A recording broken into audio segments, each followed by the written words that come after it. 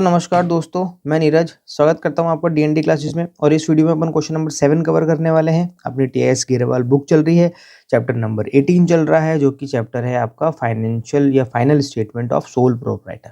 तो मेरे दोस्तों यहाँ पर क्या बोल रहा है आपको, देखो, from the following information prepare trading account for the year and 31 मार्च 2024। यहाँ पर आपको ट्रेडिंग अकाउंट बनाने की बोल रहा है। अपन ने परफॉर्मा पहले से बना ही रखा है ट्रेडिंग अकाउंट का। तो देखिए जरा ये क्या बोल रहा है।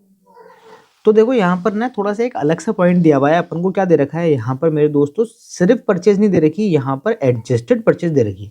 अब यार एडजस्टेड परचेज का मतलब क्या होता है? अगर आपको किसी क्वेश्चन में एडजस्टेड परचेज दे रखी है, इसका मतलब क्या है कि इसके अंदर opening stock plus purchase minus closing stock हो रखा है, उसे बोलते हैं एडजस्टेड परचेज। अगर कहीं पर एडजस्टेड परचेज लिखा है, इसका मतलब उसमें ओपनिंग स्टॉक है और ओपनिंग स्टॉक में परचेज ऐड कर ली है और उसमें से क्लोजिंग स्टॉक माइनस कर दिया है, यानी एडजस्टेड परचेज में ये तीनों चीजें क्या है, शामिल है। तो आपको इसीलिए क्वेश्चन के अंदर आप अगर एडजस्टेड परचेज लिखेंगे तो आपको ओपनिंग स्टॉक भी लिखने की जरूरत नहीं है और आपको क्लोजिंग स्टॉक भी लिखने की जरूरत नहीं है। तो आप क्या करेंगे, सीधे यहाँ पर क्या लिखेंगे, टू एडजस्टेड परचेज, और यहाँ पर कितना लिख देंगे, 6,60,000 रुपीज की एडजस्टेड परचेज लिख देंगे। अब इसके बाद में आपको क्या करना है, ये सेल्स है। सेल्स आप कहाँ लिखते हैं भैया, इस तरफ लिखते हैं। तो अपन क्या कर देते हैं भैया, बाय सेल्स लिख देते हैं। कितना, 7,44,000 रुपीज की क्या आ जाएगी, आपकी सेल्स आ जाएगी। इसके बाद में क्या आ रहा है, आपका क्लोजिंग स्टॉक आ रहा है। अब जैसा कि मैंने आपको बताया, क्योंकि अपन ने एडजस्टेड परचेज लिख रखी है, इसलिए अपन को क्लोजिंग स्टॉक लिखने की जरूरत नहीं है, अपन क्लोजिंग स्टॉक नहीं लिखेंगे। इसके बाद में फ्राइट एंड कैरेज इनवर्ड लिख देंगे भैया, डायरेक्ट एक्सपेंस आ गए। तो to freight and carriage inward, freight and carriage inward करेंगे तो आ जाएगा मेरे दोस्तों 3,600 रुपए।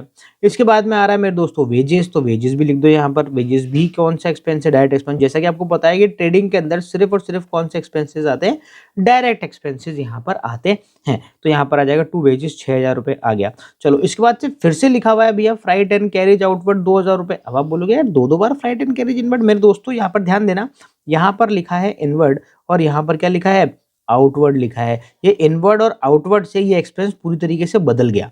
अब अगर ये इनवर्ड है तो ये हो जाएगा मेरे दोस्तों डायरेक्ट एक्सपेंस, और अगर ये आउटवर्ड है तो ये हो जाएगा मेरे दोस्तों इनडायरेक्ट एक्सपेंस। तो इनडायरेक्ट एक्सपेंस को आपको ट्रेडिंग अकाउंट में शो नहीं करना है, ये कहां पर शो होता है, प्रॉफिट एंड लॉस अकाउंट में शो होता है। इसका मतलब इस क्वेश्चन में हमारा ट्रेडिंग अकाउंट के अंदर ये आउटवर्ड जो दे रखा है, फ्राइट आउटवर्ड, ये भी नहीं आएगा। तो सारे आइटम अपन ने लिख ही लिए हैं। अब अपन को क्या करना है, सिर्फ और सिर्फ बैलेंस निकालना है। तो अपन फटाफट से क्या कर लेते हैं, बैलेंस निकाल लेते हैं। तो यहाँ पर मुझे जैसा कि दिख रहा है कि क्रेडिट साइड की टोटल ज़्यादा है, तो मैं यहाँ पर क्या करता हूँ, क्रेडिट साइड की टोटल अमाउंट यहाँ पर टोटल में लिख देता हूँ। और ये सेम अमाउंट ही मैं डेबिट साइड में भी लिख दूंगा, क्योंकि मुझे डेबिट साइड में भी कितनी टोटल लानी है, 7,44,000 लानी है। पर एक्चुअल में डेबिट साइड की टोटल कितनी आ रही है, तो मैं जोड़ लेता हूँ भैया, 6,60,000 प्लस इसमें 3,600 और प्लस कर देंगे कितना, 6,000। तो मेरे दोस्तों 6,69,600 की टोटल आ रही है।